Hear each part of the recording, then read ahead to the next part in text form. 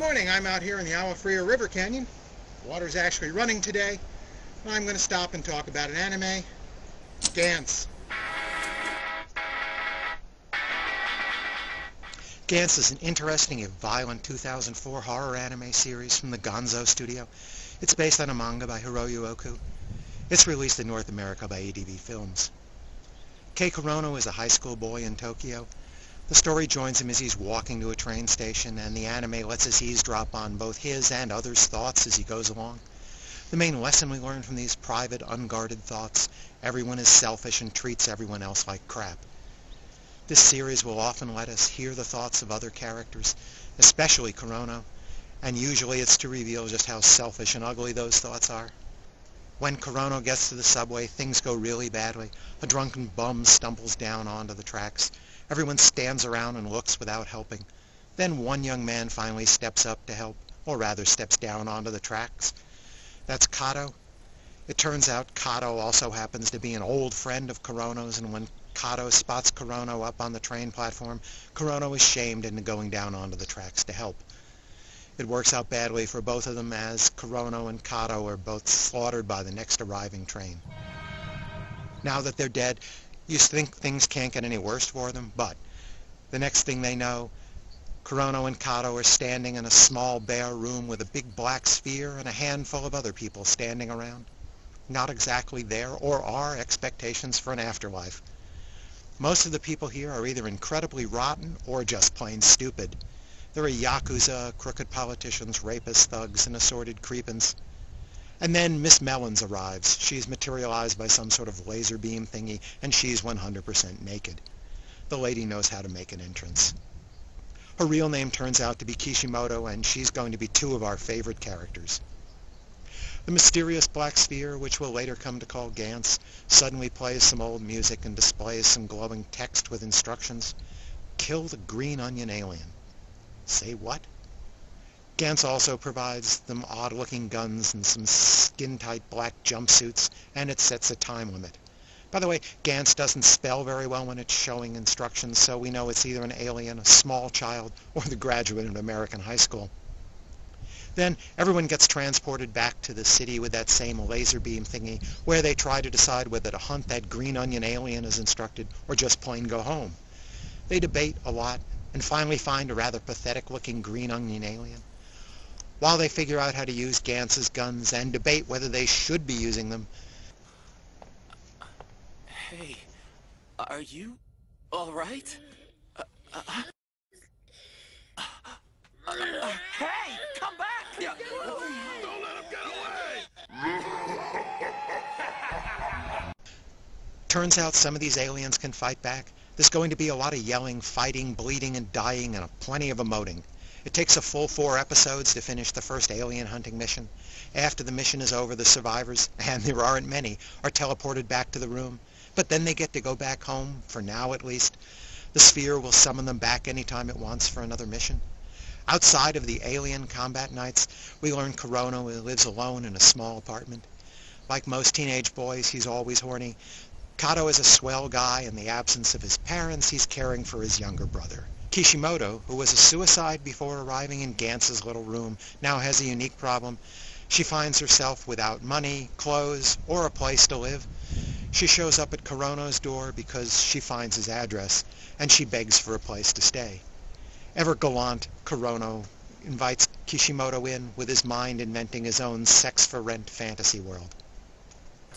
I was wondering if I could take a shower? A shower?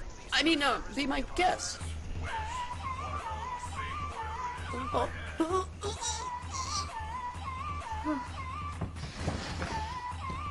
Hell yes! During this interlude in the normal world, we'll also start picking up the story of some new characters. Even back in their normal lives, it seems everyone we meet is either a scumbag, pump, or gangster, or stupid. Eventually, after 4 episodes in the real world, Ggantz will summon the trio back to the room again. The sphere has brought in some fresh replacements to replenish their numbers with more just dead people. It turns out we've seen a lot of these additions already in the story. The second mission will occupy the final 5 episodes of the 13-episode first half of the series.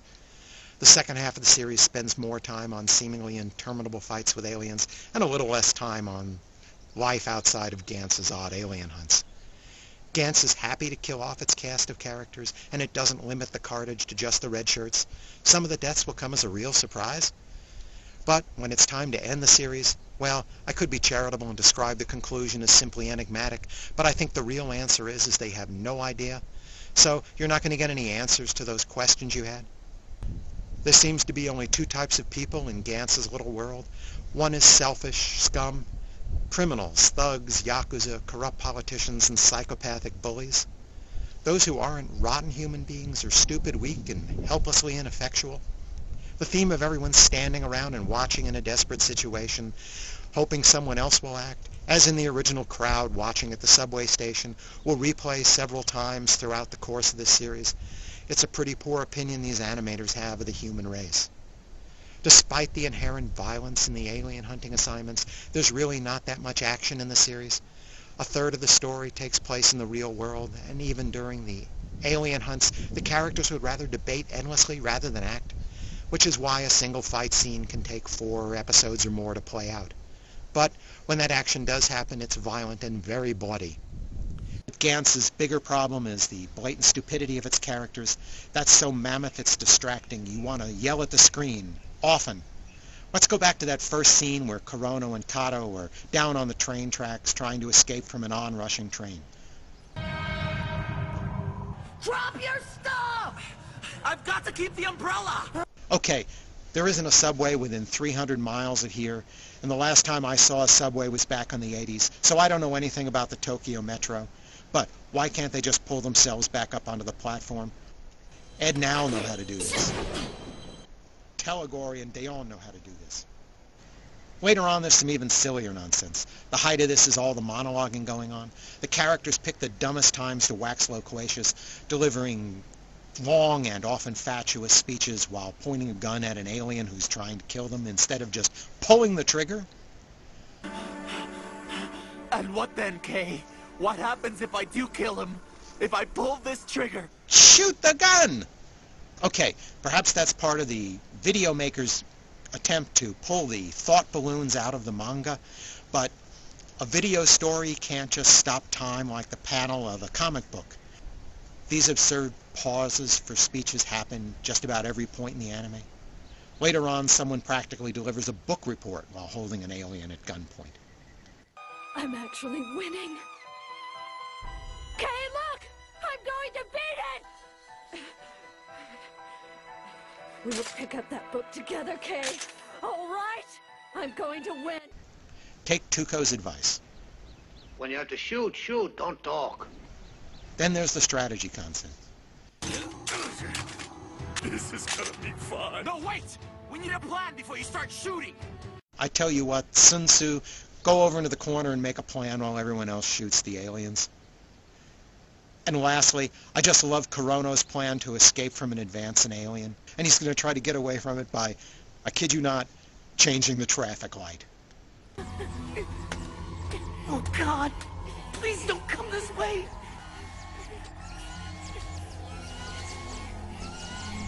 Would anyone think that would work? And if it did work, would you take this show seriously? Lastly, I found Kato to be a really annoying character. Creator Hiroyu Oku said in an interview on the DVD that he thought Kato was his favorite character. Kato has the most highly developed sense of justice of all the characters who last more than a couple of episodes at least. He wants to be the good guy, but even though Kato is big on everyone coming back alive and jumping in to all pull together and help the helpless, he has no plan to save them, and worse, he has no plan to pull the trigger himself. So, inevitably, he ends up getting people killed when they follow his undisciplined and ill-conceived idealism without any resolve to back it up. The road to hell is paved with good intentions. Gonzo's animation is pretty good here, but it does have some annoying tics. It uses their familiar CGI style, and that's a hit or miss affair here. When it works, it adds a nice natural flow and sense of place to the story. When it doesn't work, it looks stilty, like navigating through a video game. When the traditional 2D animated characters are combined with this 3D background they use, well, sometimes it looks like those characters are just 3D cardboard cutouts in a 3D world. ADV's English dub worked fine for me, preserving all the obscenity. I found Ggantz to have an intriguing premise, but I'm only giving it 3 stars. It's dragged down by a cast of mostly despicable and stupid characters, sloppy pacing, and some annoyingly tedious speeches.